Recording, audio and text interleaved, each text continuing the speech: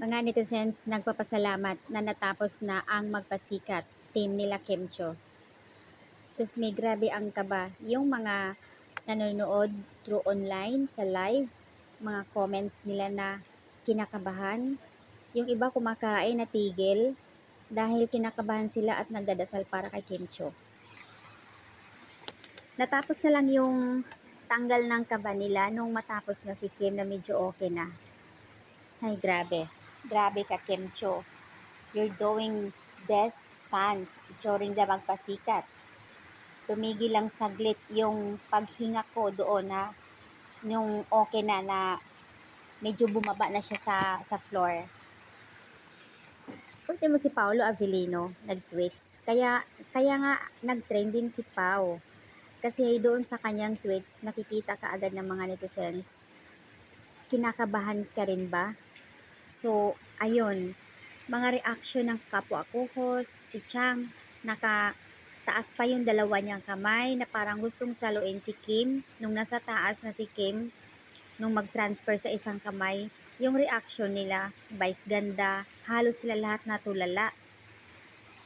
Grabe. Kaya naman pala, ganun na lang ang reaction ni Sir Ogie kahapon sa last rehearsal nila. Napahawak siya sa dibdib na something natitense doon sa ginagawa ni Kemcho. Yung pala yun, mahirap. As in, hindi lang boys buhay, sobra-sobra pa.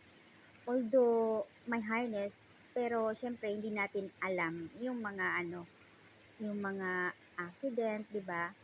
Kaya kanina halos nag-pray yung kaba nila na may ginagawa, natigil dahil nagpapasalamat na lang sila nung nasa floor na medyo okay na.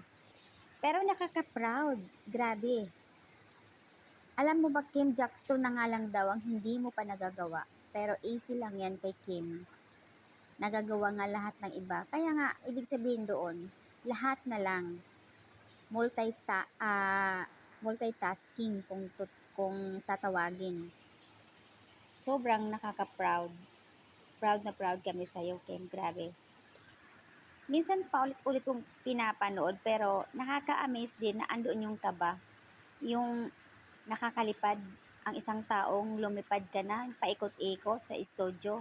Ay, but thank you so much, Kimcho, for amazing, breathtaking performance. But please, what you did is beyond expectations and felt my spirit move out from my body. Lahat kami kinakabahan sa ginagawa mo. Pinagdasal ka talaga namin na magiging safe ka. Sobrang-sobra ang kaba namin. At ngayon, medyo okay na, nakahinga na kami. Ang mga netizens, lahat sila dito sa tweets na sinasabi, thank you Lord, nakapagpahinga na kami. Hindi lang si Kim at hindi lang ibang mga kapwa, halos nanonood. Pero nakaka-proud lang, Kim. Sobrang galing mo. Deserve.